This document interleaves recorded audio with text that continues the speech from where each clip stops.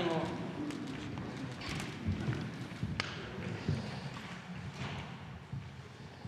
Estamos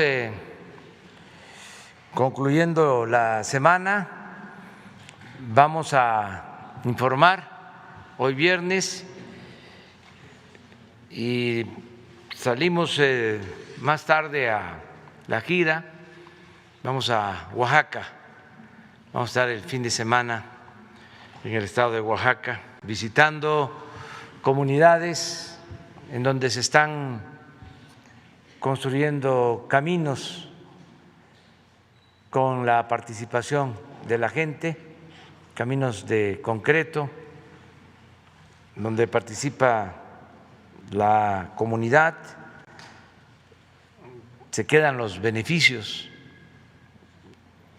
en los pueblos, no son empresas contratistas, se hace muy buen trabajo, obras de arte, y se comunica a los pueblos. El propósito es que cuando terminemos el gobierno queden pavimentadas todas las cabeceras municipales. Estamos hablando de 570 municipios que tiene Oaxaca y hay cerca de 300 municipios que no tienen camino pavimentado a sus cabeceras municipales. Entonces es un programa muy importante, manejado de manera directa por la gente. Nosotros lo que hacemos es enviarles los recursos y ellos los administran con honestidad, hacen rendir ese dinero y hacen muy buenas obras. Entonces vamos a esa gira. También quiero informarle al pueblo de México que el asunto que se trató ayer de un joven que ya había cumplido con su condena y sin embargo se le mantenía preso por una mala interpretación o aplicación de la ley que afectaba los derechos humanos de este joven, que significaba una injusticia. Ayer mismo envié una carta al presidente de la Suprema Corte de Justicia. Él me respondió ayer de que iba a intervenir por tratarse de un asunto urgente de atención a una violación de derechos humanos, y quiero agradecerle porque por su intervención, del ministro Saldívar, presidente de la Suprema Corte de Justicia, un hombre íntegro, un hombre honesto, un hombre justo. La juez encargada del caso tomó la decisión de dejar en libertad a este joven y hoy a las 3:30 de la mañana salió del penal de Guasave, Sinaloa. Entonces es la noticia que queremos transmitirle a toda la gente por lo que sucedió ayer, la manera en que tratamos este caso. Vamos a presentar las cartas y el acta de libertad para que quede en las redes, se dé a conocer la información. Entonces le pedimos a Jesús que nos dé a conocer las cartas y luego vamos a hablar, terminando este tema, informar sobre la rifa del avión que tenemos que saber cómo terminó lo de la rifa del avión. También para agradecerle mucho a toda la gente, a todo el pueblo que ayudó en este propósito. Buenos días, señor presidente. Sí, es la carta que dirige el señor presidente Andrés Manuel López Obrador al ministro Arturo Saldívar Lelo de la Rea, presidente de la Suprema Corte de Justicia de la Nación y del Consejo de la Judicatura Federal. Estimado licenciado, me dirijo a usted para solicitarle de manera respetuosa su participación en el asunto relacionado con el joven Rafael Méndez Valenzuela. Este caso ha sido ventilado en 2 conferencias de prensa matutinas y es evidente que por apego ortodoxo al derecho se está cometiendo una gran injusticia. Además, hay resoluciones jurídicas que prueban el uso de tortura en contra de la persona que permanece en la cárcel. Ojalá y pudiese hacer algo con respeto a la ley para dejar de manifiesto que es otra la realidad política y la manera de actuar de las autoridades. Por nuestra parte, estaba dispuesto a otorgar el indulto. Sin embargo, me informan los abogados que por no existir sentencia, no existe esa posibilidad, por lo cual le pido nos ayude a explorar otras opciones, ya sea en el marco de las facultades del Ejecutivo o de los procedimientos aplicables por el poder que usted dignamente representa. No omito expresarle que me comprometí a obtener una respuesta en cualquier sentido el lunes próximo. Por esta razón, le he pedido al licenciado Julio Scherer Ibarra, consejero jurídico de la Presidencia, que le entregue personalmente este escrito y le explique pormenores sobre el caso de referencia. Como siempre, mi agradecimiento y respeto. Atentamente, Andrés Manuel López Obrador, presidente constitucional de los Estados Unidos mexicanos. Y a continuación la respuesta del ministro Arturo Saldívar Lelo de la Rea. Licenciado Andrés Manuel López Obrador, presidente de los Estados Unidos mexicanos, presente. Estimado señor presidente, hago referencia a su amable comunicación del día de hoy relacionada con el caso del joven Rafael Méndez Valenzuela. Como ministro presidente y a lo largo de toda mi vida profesional, mi prioridad ha sido procurar el pleno respeto a los derechos humanos de las personas, particularmente las que se encuentran en situación de mayor vulnerabilidad, como es el caso de las personas recluidas en prisión. Por ello, me complace hacer de su conocimiento que una vez que la jueza de distrito encargada del caso se allegó de toda la información pertinente, en pleno ejercicio de su autonomía e independencia, determinó decretar la libertad inmediata por estar ya compurgada la pena impuesta. El diálogo entre poderes es fundamental para avanzar en la protección y defensa de los derechos humanos, por lo que celebro la comunicación franca y abierta que permitió que en este caso se hiciera justicia. Reciba un saludo afectuoso. Eso es. ¿Y no tienen ¿El acta? el acta? Nada más. La mostramos porque es muy larga, ¿no? No, ya, entonces, nada más. La damos a conocer a los medios. La dan a conocer. Bueno, pues esto amerita pues un reconocimiento al Poder Judicial y a la Suprema Corte. Bueno, vamos a informar también sobre la rifa del avión y nos acompañan Galia Borja, que es tesorera de la Federación,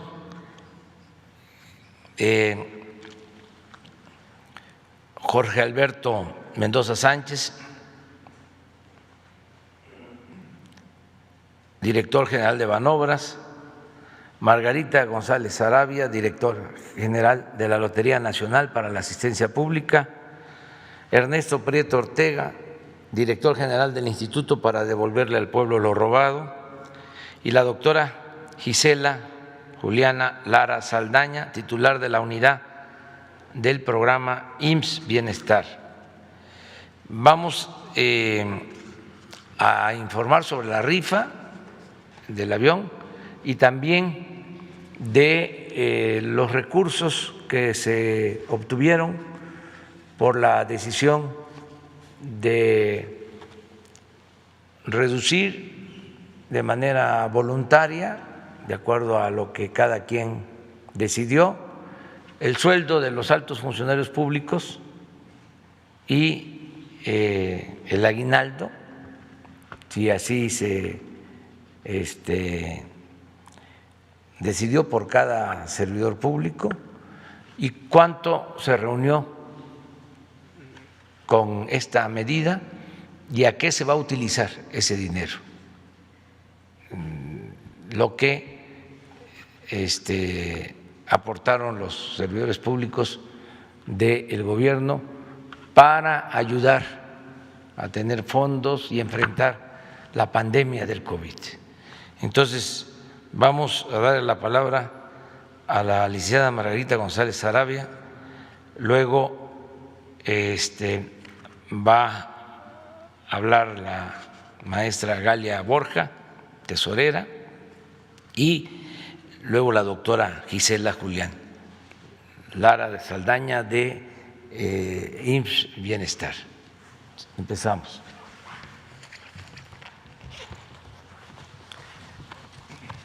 Buenos días a todas, a todos. Con su permiso, señor presidente,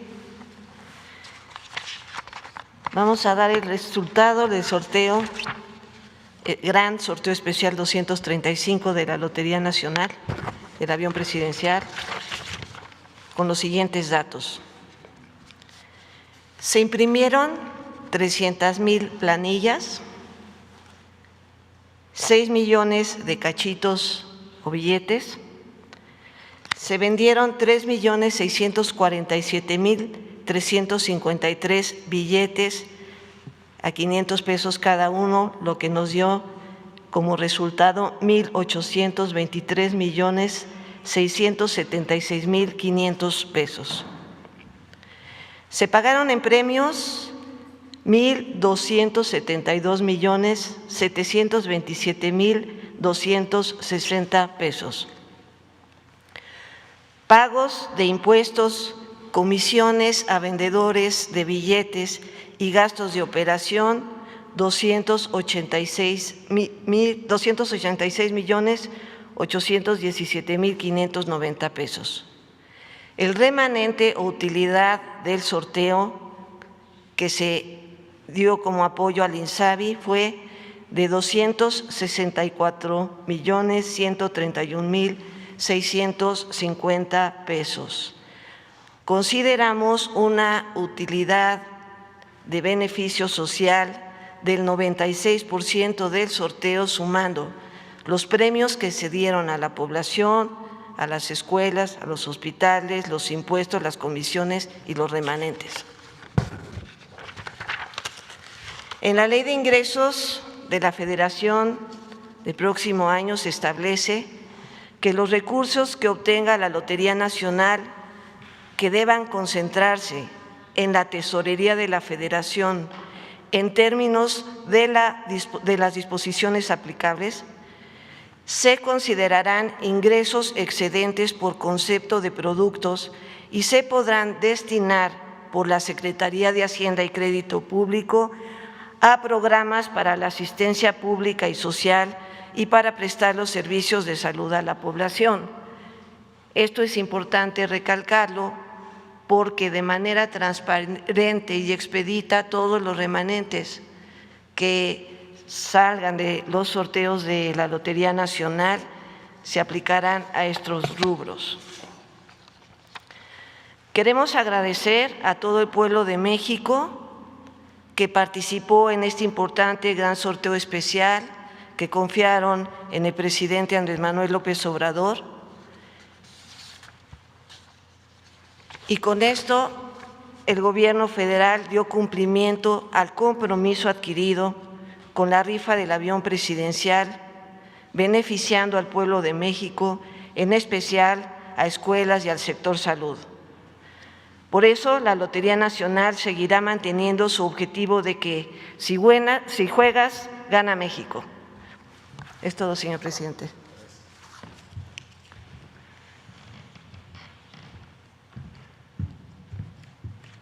Con permiso, presidente. Buenos días. Yo les voy a exponer acerca de las aportaciones voluntarias que de su sueldo y aguinaldo hicimos los servidores públicos. Los antecedentes son el decreto de austeridad que se publicó en el Diario Oficial de la Federación el pasado 23 de abril y que mencionaba que podía haber una reducción voluntaria que iba de 5 a 25% del salario, desde subdirector hasta nivel de presidente de manera progresiva.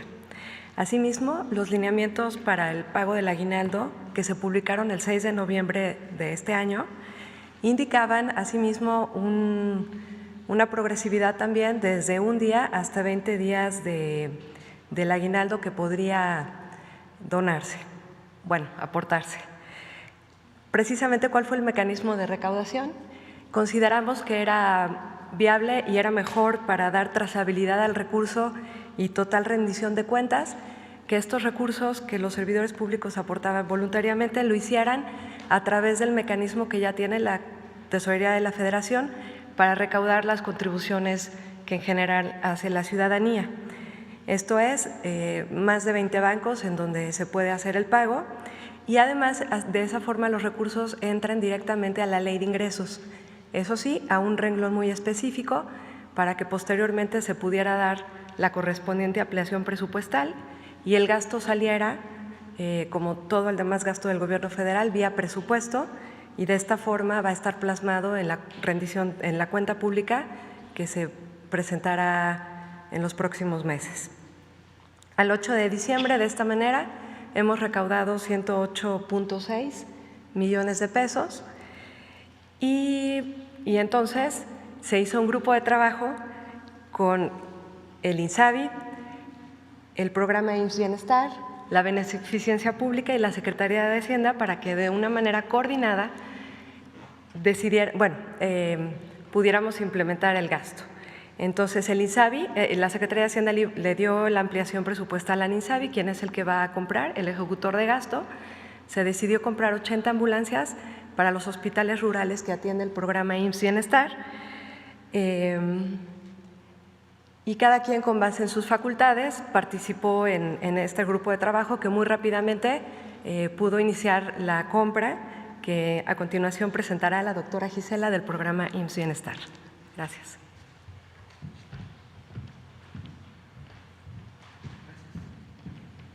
Con su permiso, señor presidente. Las 80 ambulancias que serán compradas con los apoyos de los servidores públicos, les quiero decir que beneficiará a los hospitales del programa IMSS Bienestar, y muchos de ellos, debo decirles que están bastante lejos de sus cabeceras en los estados, de las capitales de los estados en donde están ubicados. Son lugares bastante marginados, de difícil acceso. Entonces, creo que es un beneficio bastante bueno para el programa IMSS Bienestar y sobre todo para los habitantes de las localidades marginadas de este país. La lámina lo que nos muestra, pues es que de algún modo llegarán a los 19 entidades federativas donde el IMSS Bienestar tiene presencia. Si ustedes observan en la lámina, son 19 estados los que saldrán beneficiados con las 80 ambulancias. En las siguientes dos láminas lo que veremos serán los estados y cómo se llaman los hospitales, en qué lugares están ubicados nuestros hospitales. Por ejemplo, así rápido les puedo decir que en Campeche estamos en Exalchacán, en Mamantel, en Chiapas, pues así como que Benemérito de las Américas, bastante lejos, San Felipe, Catepec, Venustiano Carranza, Motocintla, Guadalupe, Tepeyac, en la zona zapatista. En Chihuahua, pues estamos en Huachochi, San Juanito. En Michoacán les puedo decir Cualcomán, bastante lejos de la capital del estado. La siguiente lámina en Nayarit, San Cayetano, ese sí está bastante cerca de la capital de Nayarit, pero atiende a población Cora y Huichola. En Oaxaca, pues Villalta, bastante lejos. En Puebla les puedo hablar de Zacapuastla, de Chautla de Tapia, Ixtepec. En la Sierra Totonaca de la parte norte de Puebla. En San Luis Potosí, pues estamos en Zacatipan, Astla de Terrazas, en Cerritos, en Sinaloa, en El Fuerte y en Villa Unión. Y así me puedo ir, les puedo decir Veracruz, estamos en Chicontepec, en la zona huasteca, atendiendo población indígena, en Papantla, Plan de Arroyos, Coscomatepec, Jaltipan de Morelos, Ongolica. Yucatán, ustedes saben que Yucatán es plano el estado y de más fácil acceso que el resto del país. No hay tanta dificultad con las sierras. Estamos en Acanqué, Izamal, Mascanú, Coscab. En Zacatecas saldrán beneficiados Concepción del Oro, Pinos, Río Grande, Tlatenango de Sánchez, Villanueva. La siguiente lámina lo que nos muestra es cómo estarán las ambulancias con sus logos. Estará por supuesto, el del Gobierno de México, Salud, el programa Bienestar y el logotipo del Seguro Social. Bueno, pues son ambulancias que les decía darán mucho beneficio a la población más pobre de este país. La última lámina lo que les quiero mostrar es que las ambulancias son las básicas para el traslado de pacientes en estado crítico, cumplen con la normatividad vigente, garantizan la atención de pacientes graves, el traslado, pues, tienen camillas con posiciones altamente seguras y con soporte de vida para el adecuado traslado de los pacientes, permite un monitoreo de signos vitales y también tiene equipo de reanimación cardiopulmonar, permite el monitoreo de cifras de glucosa, cuenta con medicamentos necesarios para la atención de urgencias y estabilización de los pacientes, tiene además cánulas endotraqueales de tamaño neonatal, pediátrico, de adulto, material de curación, equipo de protección personal, también tiene instalaciones seguras de oxígeno y el oxígeno trae un tanque fijo y también trae uno portátil. También tiene instalaciones eléctricas, aislamiento térmico, tableros de operación, infraestructura para la seguridad del paciente y del médico tratante. Cuenta con equipo de radiotransmisión, medidas de seguridad para el transporte vial en un momento, por ejemplo, conos, lámpara de luz intermitente para cuando se tienen que recoger heridos, equipo de iluminación, emergencia vial, y les quiero decir que también cuenta con un equipo bastante completo en caso necesario de atender un parto. Entonces, como verán, son ambulancias bastante completas que permitirán atender y trasladar pacientes en estado crítico de lugares de difícil acceso a hospitales con una mejor forma de resolver el problema de salud de los pacientes en el programa donde nosotros tenemos presencia. Gracias. Bueno, pues esto es lo que queremos informarles.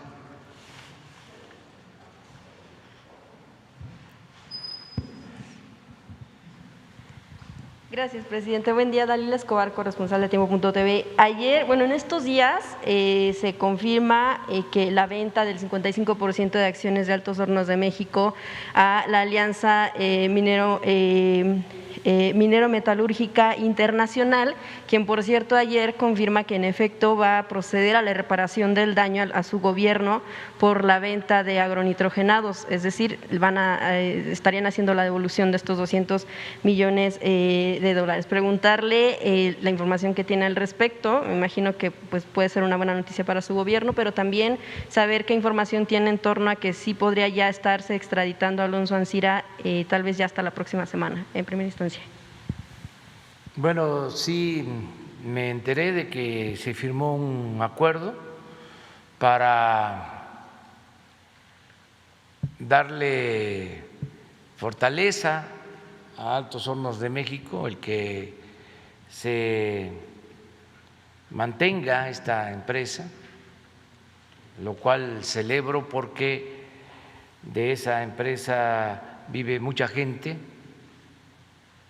muchos trabajadores en Monclova y en toda esa región de Coahuila. Además, se benefician otras empresas, proveedores, es una cadena de actividades productivas. Se está llevando a cabo esta operación, ojalá y se concrete para que haya nuevos accionistas en Altos Hornos. Hay una deuda de alrededor de 200 millones de dólares por un sobreprecio que se pagó cuando el gobierno compra una planta de fertilizantes. Ya se ha hablado bastante de este tema. Entonces, desde el principio, la postura nuestra fue que estábamos de acuerdo en que se llevara a cabo cualquier operación, siempre y cuando se reparara el daño, se reintegraran, se regresara, se devolviera el dinero los 200 millones de dólares. ¿Ya sabe para qué serían utilizadas? Al parecer ya aceptaron devolver el dinero, nos están pidiendo unos plazos, lo estamos considerando. Desde luego el plazo no debe de rebasar el 2024, es decir, se tiene que terminar de liquidar antes del 2024. Entonces, si se decide dar un plazo, sería pues 21, 22, 23 y 24, es decir, considerar 4 pagos, considerar también los intereses del dinero, dar los plazos, pero que no haya pérdida de lo que se va a recibir por la reparación del daño. Pero estamos en las mejores condiciones de aceptar un arreglo de esta naturaleza. Nos importa mucho el que se repare el daño. Sí tiene que castigarse a los responsables, pero nosotros lo que queremos es que regrese el dinero, porque si estamos hablando de 200 millones de dólares, pues son, si hago bien las cuentas, como 4,000 millones de pesos. Si con 140 millones compramos 80 ambulancias, con 4,000, pues hagan la cuenta, ¿no? ¿Sabe para qué rubros estaría destinado en caso de que… Salud, sobre todo seguir ampliando recursos que están destinados a la vacuna para garantizar que la vacuna contra el COVID sea universal a todos y de manera gratuita. Sobre la extradición de Ancira, presidente. Eso es un asunto judicial, ya está en trámite. ¿Sí sería la próxima semana? No sé exactamente. Sí estoy informado que ya se presentaron los documentos y parece que fueron aprobados, de modo que sí se va a dar la extradición. Y ya corresponde el proceso al fiscal, a la fiscalía, que está a cargo del licenciado Alejandro Hertz, y a los jueces, pero nosotros aceptamos que se repare el daño. Gracias, presidente. Un tema que está relacionado, ayer legisladores de Coahuila también en conferencia de prensa pues urgieron a su gobierno a que se emita un decreto para declarar las regiones centro y carbonífera de Coahuila como zona de emergencia económica. De hecho, recordaron que fue desde el 12 de marzo que la Junta de Coordinación Política de la Cámara Alta del Senado en efecto aprobó un exhorto con esa finalidad, pero consideran que no se ha atendido por las instancias federales. ¿Qué van a hacer al respecto? ¿Cómo van a atender este asunto? ¿Sí van a emitir el decreto? Me imagino que parte de ese exhorto tiene que ver con lo de la planta. Por las afectaciones en la zona por la crisis de AMSA. Sí, el hecho de que se resuelva el asunto administrativo, es decir, que entren nuevos socios y se inyecte capital, pues va a ayudar mucho a la región. Adicionalmente, nosotros estamos apoyando a todos los productores de carbón, a los que se dedican a extraer carbón, porque se hizo un convenio para comprarles carbón para la planta que tiene la Comisión Federal de Electricidad, y un convenio de compra de carbón bastante importante, con ese propósito de apoyar la economía de esa región. Pero no van a emitir entonces el decreto que se aprobó por parte de la Jucopo en el Senado, específicamente. Pues ya con esto resolvemos. Es que no es un asunto de decreto, es atender las necesidades.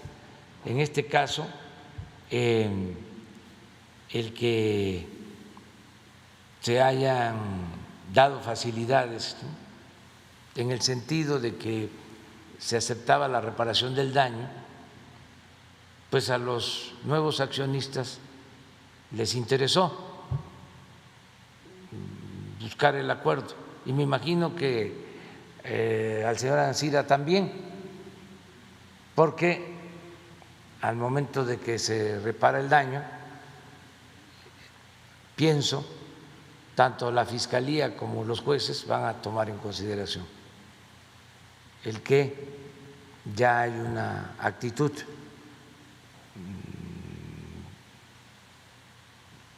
de reconocer que se cometió un error y se está dispuesto a enmendarlo. Gracias, presidente. Finalmente, usted hablaba ayer del tema de la reelección. Usted decía que no creen en el tema del asunto de la reelección. Sin embargo, precisamente también hablando de Coahuila, hay alcaldes que están buscando una segunda reelección. Esto porque ya tuvieron un primer periodo de 1 año. Cuando se empataron en las elecciones, ya tuvieron un periodo de 3 y ahora quieren otro periodo de 3, como si buscaran anular el primer periodo. ¿Qué opina al respecto? Sobre todo porque ellos están buscando recurrir a un juicio de protección de derecho político electorales, pero pues buscan anular un primer periodo ya que tuvieron de gobierno. Nada más aclarar, ¿no?, que lo de la reelección se estableció en el antiguo régimen, no tiene que ver con nosotros. Sí, lo apoyaron los partidos conservadores, pues, apoyaron la reelección. Nosotros no. En lo personal, no creo en la reelección. Creo en el sufragio efectivo y la no reelección. Si está en la ley, pueden hacerlo. Bueno, si quieren ampliar, o sea, si se les permite la reelección consecutiva, me imagino, y ahora quieren otra, no, pues ya es como cuando Porfirio Díaz, les cuento la historia, está interesante. Es que Porfirio Díaz llega al poder con la bandera de la no reelección, con el plan de Tuxtepec. A ver si buscan el texto en donde dice si no hay reelección, esta será la última revolución, algo así. 1876 llegó con esa bandera. Entonces expulsa al gobierno constituido de Sebastián Lerdo de Tejada, se va todo el gobierno al exilio, llega él y es por primera vez presidente. El periodo era 4 años. Entonces se le vence en 1880.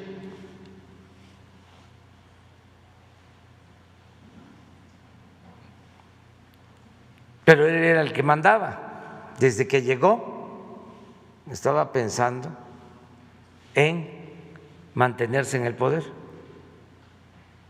Nada de que fue cambiando o que lo convencían y que eso que se argumenta hasta la fecha.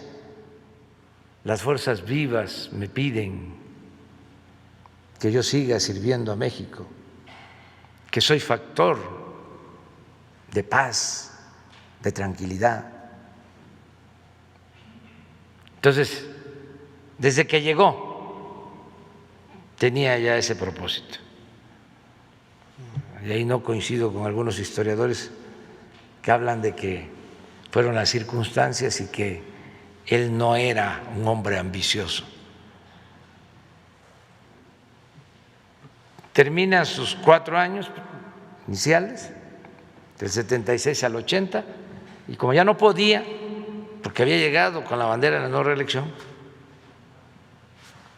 apoya a su compadre, Manuel González, de 80 a 84. Pero regresa en el 84.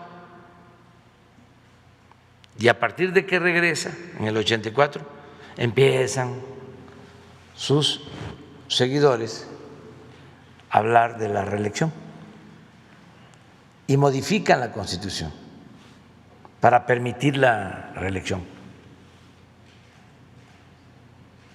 Primero, para un periodo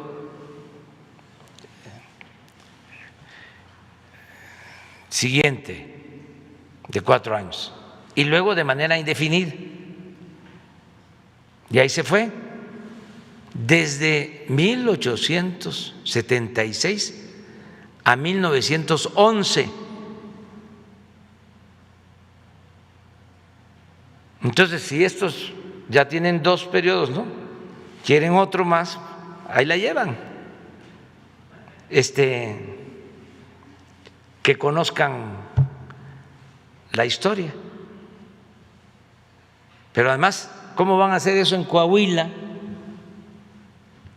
si de ahí es originario el apóstol de la democracia, Francisco I. Madero? Imagínense que resucitara el presidente Madero, lo que diría.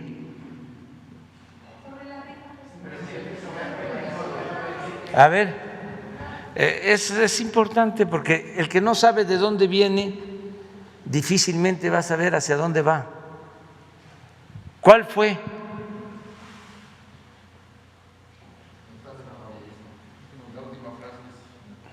No, pero, bueno, están en la noria, sí. A ver, ¿cuál es la última frase?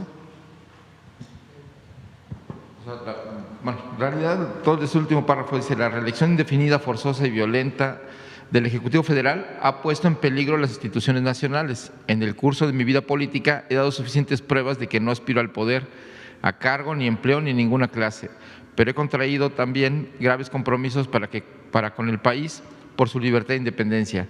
Menos gobierno y más libertades, nuestro programa. Que la elección del presidente sea directa, personal y que no pueda ser elegido ningún ciudadano que en el año anterior haya ejercido por un solo día autoridad o encargo cuyas funciones se extiendan a todo el territorio nacional. Que ningún ciudadano se imponga y perpetúe en el ejercicio del poder, y esta será la última revolución. Sí, es el de la noria. Yo pensaba que era el de Tuxtepec. Son los 2 planes, pero ahí está el antecedente.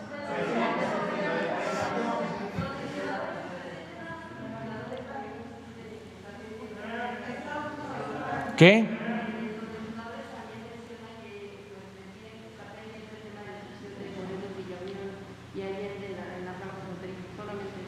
Sí, sí, lo estamos viendo.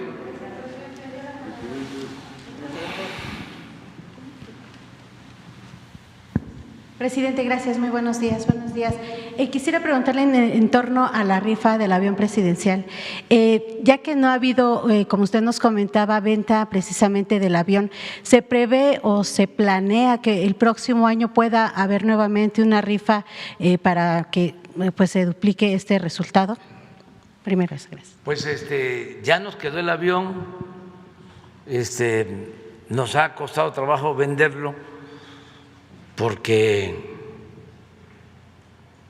es un avión, lo dije ayer, antier, muy extravagante, de primera.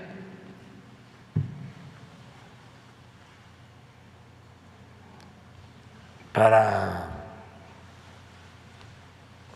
machuchones. Entonces, pues cuesta de acuerdo al último avalúo, alrededor de 2.400 millones de pesos.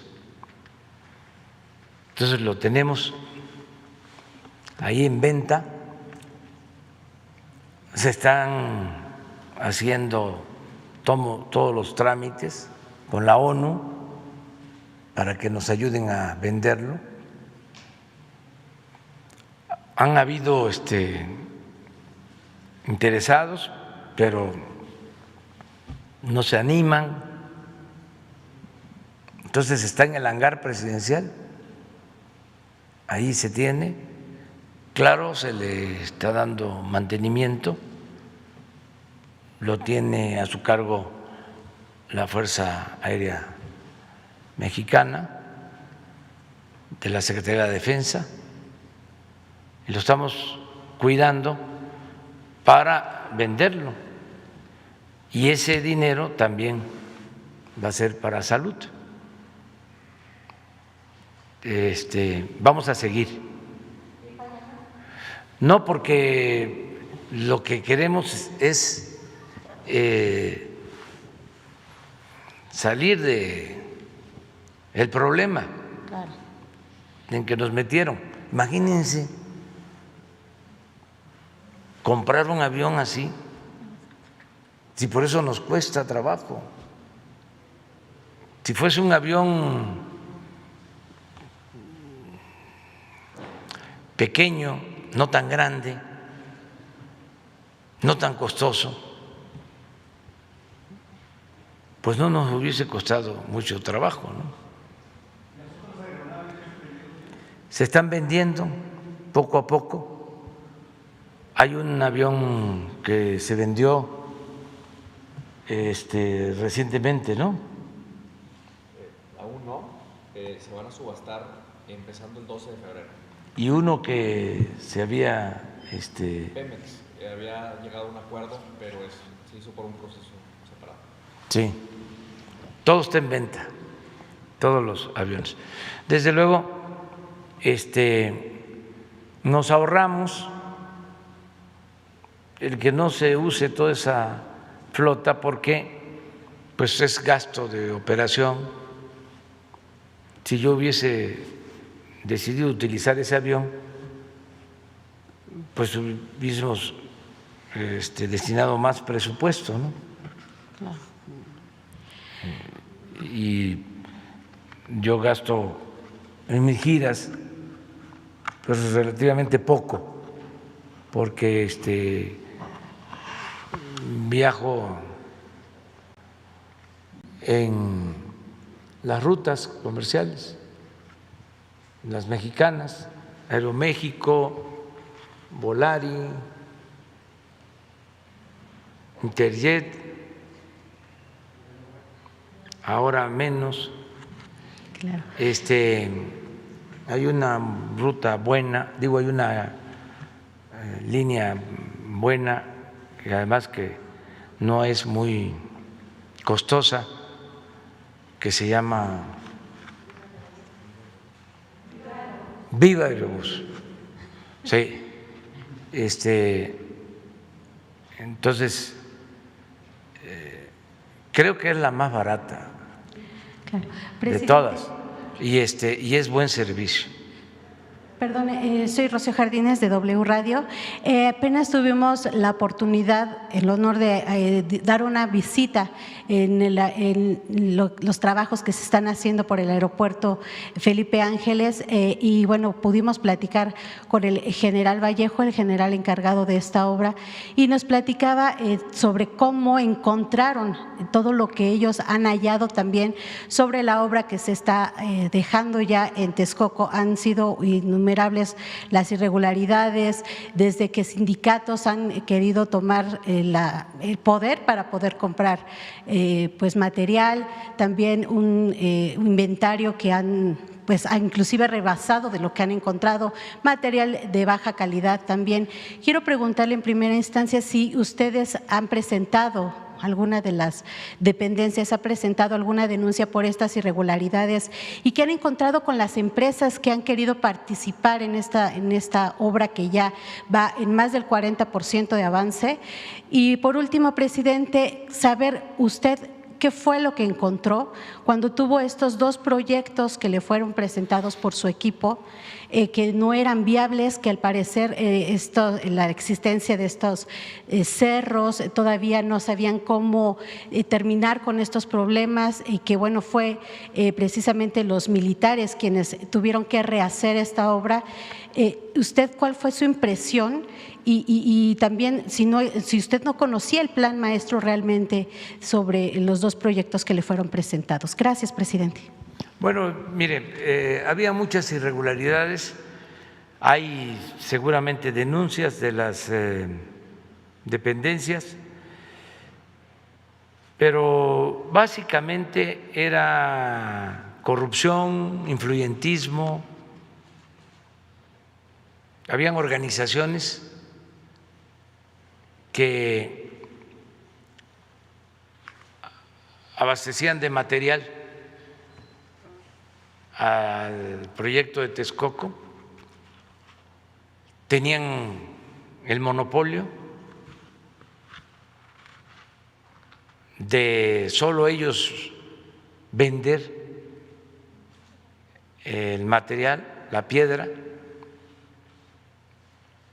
compraban cerros completos en la región, acarreaban el material, cobraban caro, controlaban las puertas de entrada a la obra. Quisieron hacer lo mismo cuando tomamos la decisión de construir el aeropuerto Felipe Ángeles y ya no se pudo o ya no se permitió, se puso orden.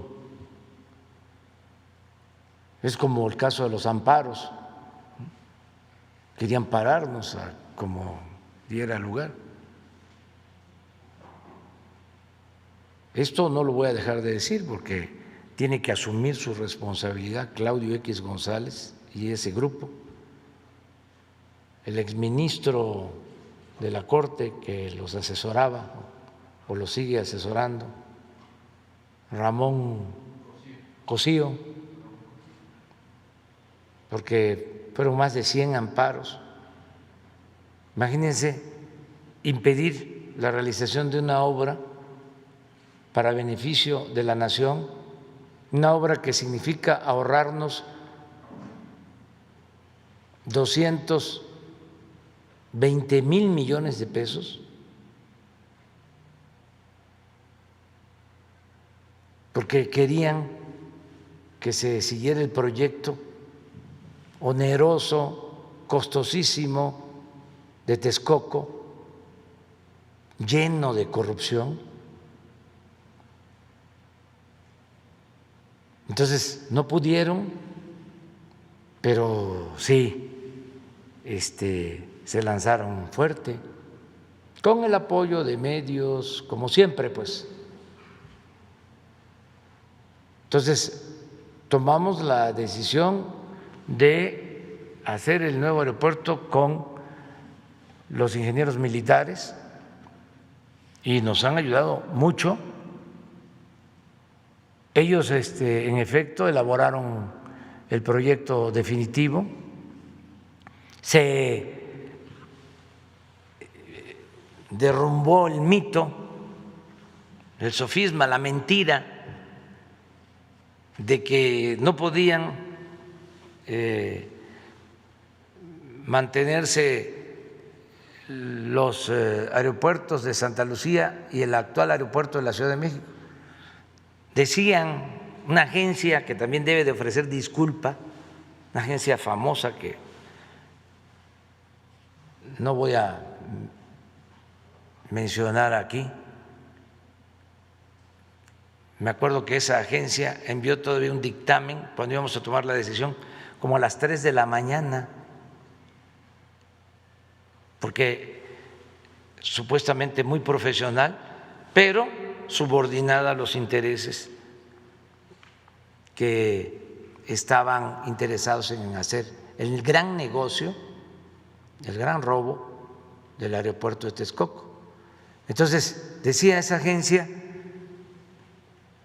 internacional famosa de que había interferencia aérea y que solo tenían que construir el aeropuerto de Texcoco y cerrar el actual aeropuerto y cerrar el aeropuerto de Santa Lucía. Imagínense eso. Ese era el proyecto. Entonces ahora los estudios y la autorización que se tiene es de que pueden convivir sin problema el aeropuerto Felipe Ángeles, el aeropuerto de Toluca, el aeropuerto de la Ciudad de México. Pero al principio sí le presentaron un plan. Sí. Sí, y les agradezco mucho a ellos, porque ellos fueron los que me respaldaron inicialmente. Les voy a contar la historia en breve. Yo desde hace tiempo, cuando se empezó a hablar del nuevo aeropuerto, pensé en Santa Lucía. No lo decía porque estaba la opción de Tizayuca o Texcoco, y estamos en proceso de elección desde el 2006, pero siempre pensé en Santa Lucía.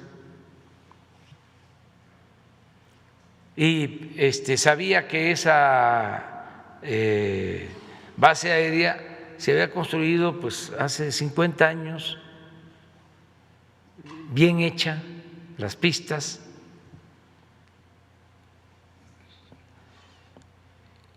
y que podía ser una opción entre Tizayuca y Texcoco.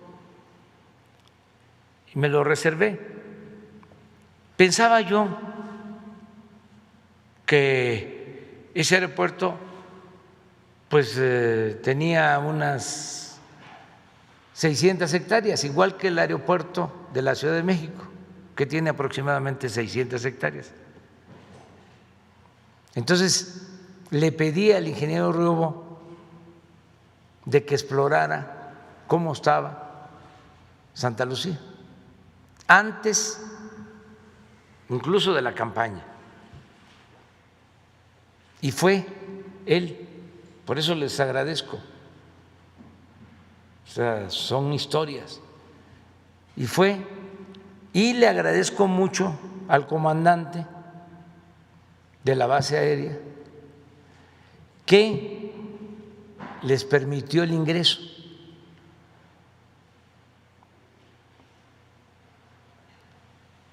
Porque había cierta inconformidad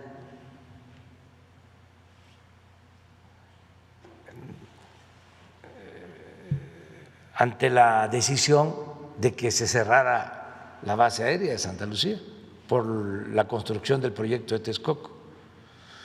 Entonces los dejó entrar a todo el equipo y ¡oh, sorpresa! Resulta que no eran 600 hectáreas, sino 2.500. 2.500 y de terreno firme. Entonces, a partir de ahí se empezó a hacer el anteproyecto y luego, ya con el apoyo de los ingenieros militares, se elabora el proyecto definitivo y lo que dices, se lleva un avance del 40% y en febrero del año próximo ya se va a inaugurar la pista, 2 pistas y la base aérea.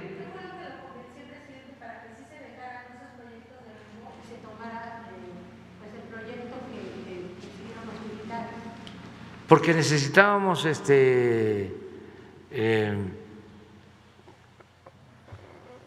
construir. Y entonces el que hiciera el proyecto tenía que encargarse de la construcción y tenía que… No,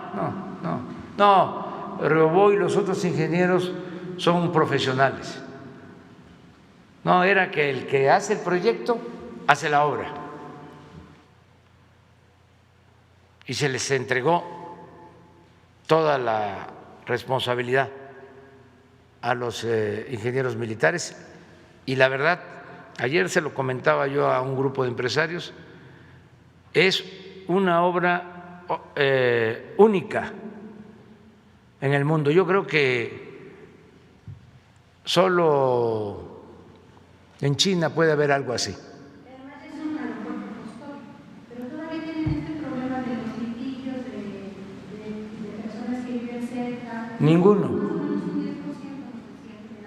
No, realmente se resolvió todo. Había una diferencia última, se resolvió. No tenemos ningún problema jurídico, o sea, todo lo que tiene que ver con la construcción. Por eso no se ha detenido ni un solo día y están trabajando día y noche. Y decía yo que es una de las obras más importantes del mundo, sobre todo por la calidad y la rapidez en que se está construyendo. O sea, a mí me gustaría que todos los mexicanos pudieran visitar esta obra. No cuando esté terminada, que algunos van a tener oportunidad de hacerlo, sino lo que es una obra en proceso, cuando trabaja bien. Que así quisiera yo que se trabajaran todas las obras, que se cumplieran los plazos, que se ahorrara en el presupuesto destinado a las obras, estimado a las obras, no que lo que había antes era de que se estimaban para el tren Toluca, Ciudad de México, 30,000 millones y resulta que va a terminar ejerciéndose un presupuesto de 90,000, 3 veces más. Pero no solo es eso, el tiempo que lleva. Y así es la construcción de hospitales y así es la construcción de caminos. O sea, se echó a perder también el funcionamiento, la responsabilidad, la ética en las empresas destinadas a la construcción, no todas, pero se actuó muy mal por influyentismo, por corrupción. Por ejemplo, las empresas extranjeras que tenían preferencia. Había una empresa en el gobierno de Calderón, Repsol, que era la que recibía todos los contratos. ¿Y la cuál? No, es que el problema no son las leyes están bien hechas, el problema es que no se cumplen. Claro, sí, eso en estas empresas. La otra, la OHL, en el sexenio pasado, lo mismo, y todavía se enojan las empresas extranjeras que saqueaban al país. Sí, todas esas. Este caso de oceanografía, yo con todo respeto lo denuncié en su momento, hasta escribí una parte de mi libro sobre esto. ¿Saben que se regalaban a funcionarios relojes de $1 millón? Eran los regalos.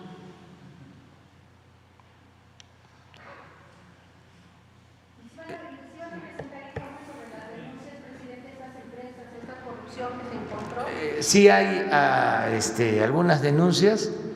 Lo importante es que se terminó con ese desbarajuste, se puso orden y estamos avanzando. ¿No hay invasión de terrenos, presidente? No, lo que hay es una resistencia porque estaban mal acostumbrados. Les estoy hablando de una organización que tenía el control de todo el abasto del material, que compraba los cerros completos porque estaban devastando toda la región, porque se necesitaba rellenar el lago de Texcoco. Imagínense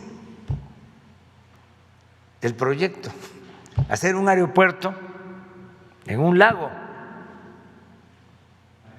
Claro que se puede hacer un aeropuerto hasta en medio del mar, pero ¿cuánto cuesta?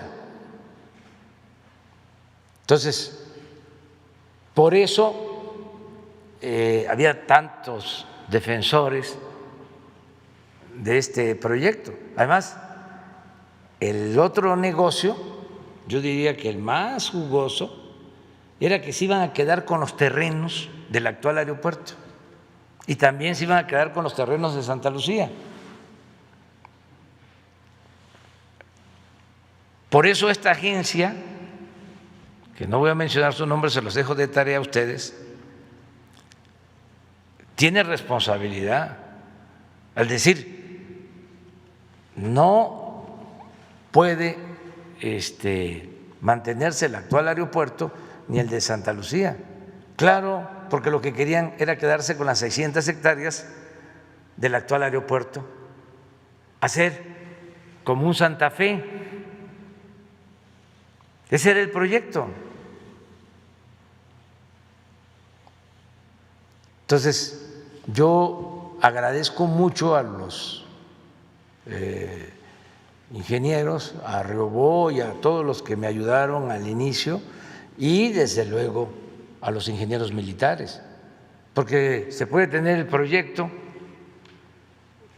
puede ser viable, pero la ejecución, aquí sí es como la definición de lo que es la política, que hay muchas definiciones, ¿no? Es el arte, la ciencia de gobernar, política es historia, que esa es la que más me gusta.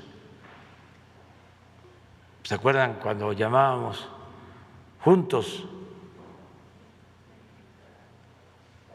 haremos historia? Esa es la política y eso es lo que estamos haciendo. Se dice que la política se inventó para evitar la guerra. Se dice la política es pensamiento y es acción. Pero en este caso es más acción,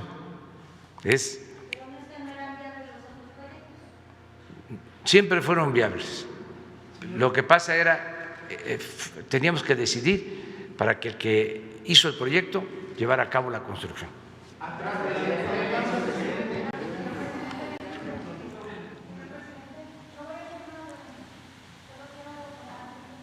Discúlpenme, para agradecer. Quiero agradecer porque hoy, ayer, bueno, hace 15 días expuse públicamente mi caso, ayer estuve de nuevo aquí y hoy ya liberaron a mi hijo Rafael, que estaba preso, vine, expuse el caso y así como lo expuse públicamente quiero venir a agradecerle que gracias a su voluntad política de hacer las cosas bien, de hacer justicia, mi hijo ya está libre. Yo le agradezco mucho de todo corazón. Tengo el corazón en la mano y no tengo palabras, porque usted terminó con esta aberración jurídica, como le llamaron, y por fin puedo estar con mi hijo. Es todo lo que les quería decir. Disculpen por tanta interrupción. Ya me voy a Culiacán. Quiero estar con mi hijo, quiero abrazarlo y de verdad, muchas gracias, señor presidente. Yo pienso que si se pudo, si se podía y se pueden todavía sanar muchas heridas abiertas que hay de años anteriores. Una de ellas la mía, la voy a sanar. Muchas gracias. No tengo palabras para agradecerle. Dios lo bendiga. Gracias. Bueno, pues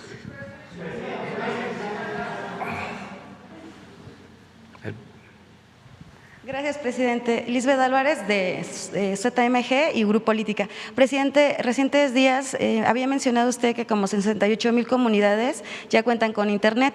Sin embargo, en la comunidad de Cuilapan de Oaxaca, aún las y los niños siguen sin contar con este instrumento tan importante, sobre todo en este momento. Entonces, ¿qué va a pasar con esta comunidad? Y los niños siguen, los papás pagando estos fascículos que los maestros sacan, que cuestan como 200, 300 pesos, y no sé si existe un presupuesto para que no estén gastando este recurso en estas comunidades.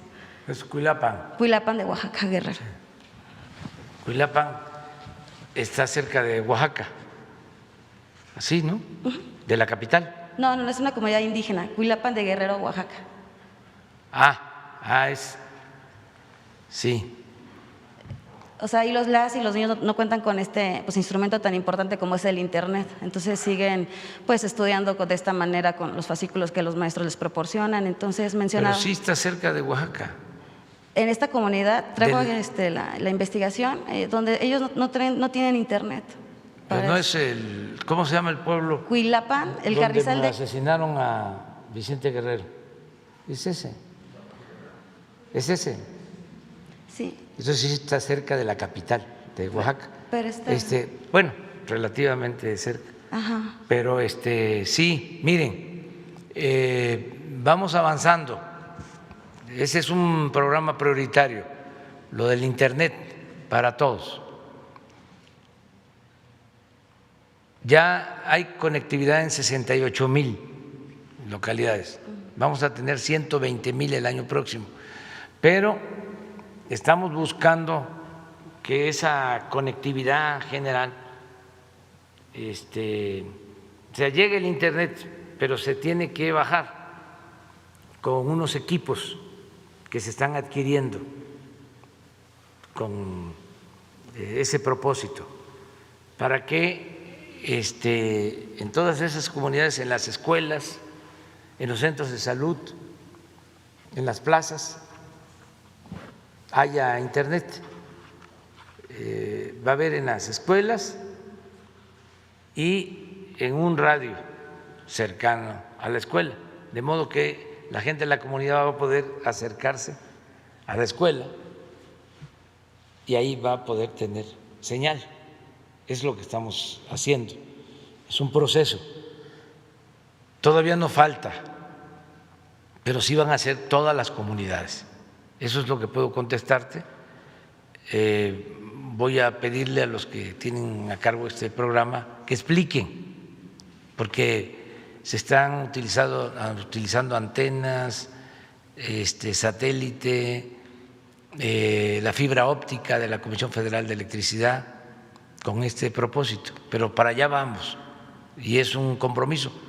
Y decirle a la gente de Cuilapan que el año próximo, que vamos a conmemorar los 200 años de la independencia de México, de la consumación de la independencia, 1821, uno de los actos conmemorativos se va a llevar a cabo en Cuilapan en honor a Vicente Guerrero. Entonces, y ojalá que para entonces ya tengan su Internet. Muy bien, presidente. Mi segunda pregunta, presidente, pues ya este próximo 16 de diciembre se cumplen 10 años del asesinato de Marisela Escobedo frente al Palacio del Gobierno de Chihuahua.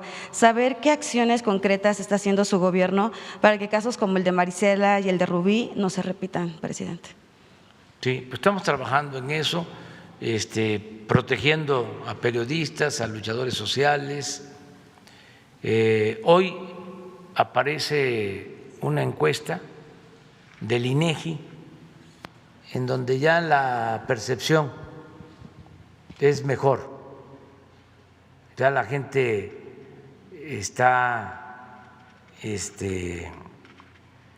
internalizando de que se avanza para garantizar la paz, la tranquilidad, de que no haya violencia en el país. A ver si tienen ahí los resultados, porque esto no va a salir en el Universal ni en el Reforma, ¿no? Vamos a aprovechar.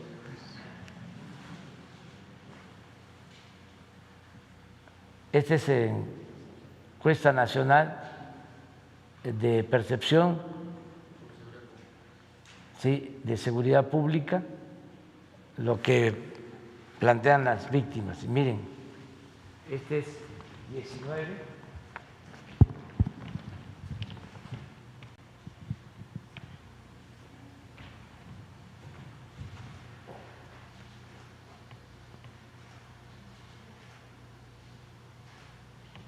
Es una cifra ya inferior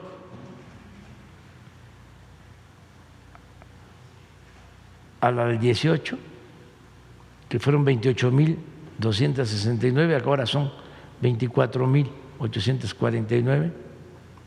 Es la cifra más baja desde que se empezó a hacer la medición por parte del INEGI el año pasado. Y yo espero que este año, siempre van atrasados, tardan en dar el resultado, pero hay otras gráficas. Esa es la tasa de incidencia por millón, ¿no? Por 100,000. Y esta es muy importante. Son robos o delitos del fuero común.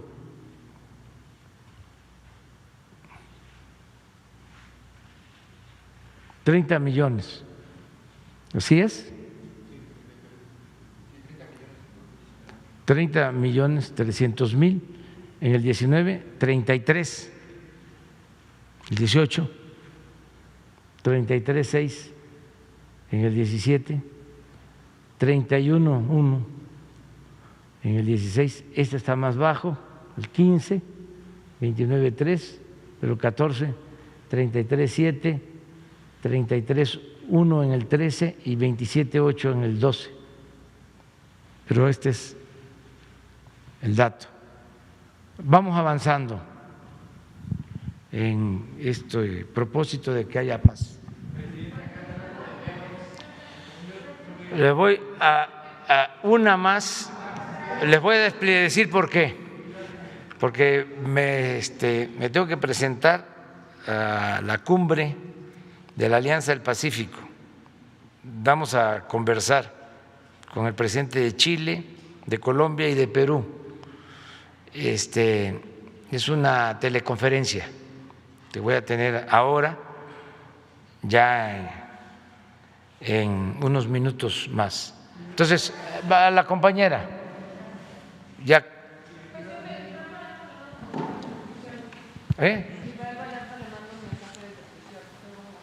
¿Quién?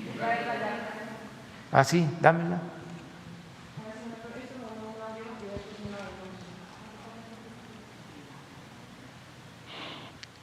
Gracias, presidente. Reinaide Ramírez, en pie de página.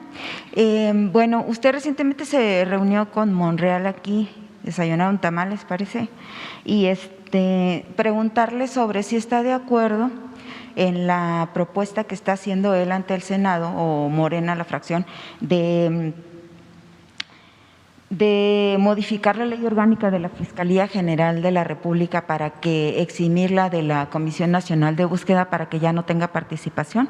Ahí proponen la modificación de varios artículos, el 24, el 68, el 45, que prácticamente lo sacan de tener injerencia en la búsqueda de personas. La misma Comisión Nacional de Búsqueda de la CEGOB está en desacuerdo con esto. Preguntarle si usted tiene alguna opinión y si está de acuerdo o si no platicaron de eso en esa reunión que tuvieron. No tratamos ese tema y quiero decir que ya se termina el periodo en estos días, creo que la semana que viene, lunes o martes. Entonces ya esa reforma no se va a llevar a cabo. Por lo pronto pasaría a el periodo próximo, que empieza el 15 de febrero. Da tiempo, pues, para revisar eso. ¿Pero usted está de acuerdo con esa propuesta? ¿La avala? Nada que afecte a la gente, que sea en contra del pueblo, que implique injusticias, tiene apoyo nuestro. Nada. Porque de por sí no los buscan, presidente. Hay casi 80,000 desaparecidos en México y estaba viendo las cifras que da la Comisión Nacional de Búsqueda. Solo hay 35 sentencias a nivel nacional por delitos de desaparición de persona. O sea, no hacen ni su trabajo y ahora se quieren deslindar. No es como correcto. Y ahora que también, bueno, si tiene usted también esos datos de la desaparición de personas. Sí, aquí se dieron. ¿Los conoce? Sí, aquí se dieron a conocer. Entonces no se manifestaría en contra de esta propuesta. Hay que esperar, como no se va a aprobar ahora porque ya no hay tiempo,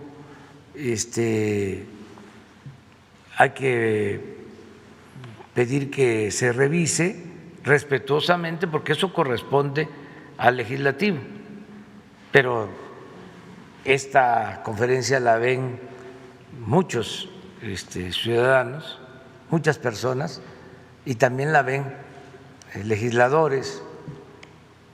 Entonces se están enterando de lo que tú estás planteando. Y nada más preguntarle si en la cuestión del acceso a la justicia, presidente, ya sé que apenas lleva 2 años y todavía falta mucho y hay muchísimos agravios del pasado como el que acaba usted de resolver, pero la cuestión es ¿por qué tiene que venir la gente? O sea, ¿por qué no llamar a las instituciones? ¿Por qué no funcionar? Hacer que funcionen bien y no solo los que tienen el privilegio o la oportunidad de venir aquí o de venir a manifestarse, viajar desde otras partes del país, puedan exponer sus casos, porque, o sea, no es el único caso de que se están cometiendo ilícitos en las cárceles, no es el único caso de desapariciones, o sea, hay muchísima impunidad en el país todavía como para que no estén las instituciones. Entonces, en ese sentido, usted habla de no a la corrupción, pero ¿qué está haciendo también en la cuestión de la impunidad? ¿Cuándo invitaría al fiscal a que venga para acá? Bueno, el fiscal es autónomo. Lo que sí quiero decirles es de que hay un ambiente distinto en el país en favor de la justicia, en contra de la impunidad, y eso se ha auspiciado desde el Poder Ejecutivo y lo vamos a seguir haciendo y tenemos que ir avanzando. Lo dije desde el principio, nos dejaron un elefante echado, reumático, mañoso. Entonces, ya lo paramos y ya, como lo estamos empujando, entre todos, va caminando.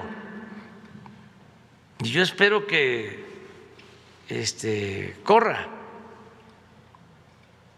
Pero todos tenemos que empujar al elefante. Me tienen que ayudar a seguir empujando al elefante, porque estamos hablando de décadas, de mucho tiempo, de injusticias, de corrupción, de prepotencia, de influyentismo, de desprecio al pueblo, racismo, clasismo, discriminación. Por eso hablamos de una transformación, porque ¿cómo sacamos adelante al país si no es con una transformación? Si esto no es solo una crisis económica o una crisis de bienestar social o una crisis política o solo una crisis por pérdida de valores culturales, morales, espirituales, es todo eso y más. Es un proceso de degradación progresiva, una decadencia. Por eso era indispensable la transformación, no había otra posibilidad. Entonces, hay que enfrentar resistencias, no solo manifestaciones políticas opositoras o presiones de grupos de intereses creados, sino también es un asunto de cambio de mentalidad. Imagínense si se estaba acostumbrado al influyentismo, a que si se tenía un hijo o una hija y quería estudiar, ingresar a la universidad, tenía que buscar una palanca, una influencia. Eso prevaleció por mucho tiempo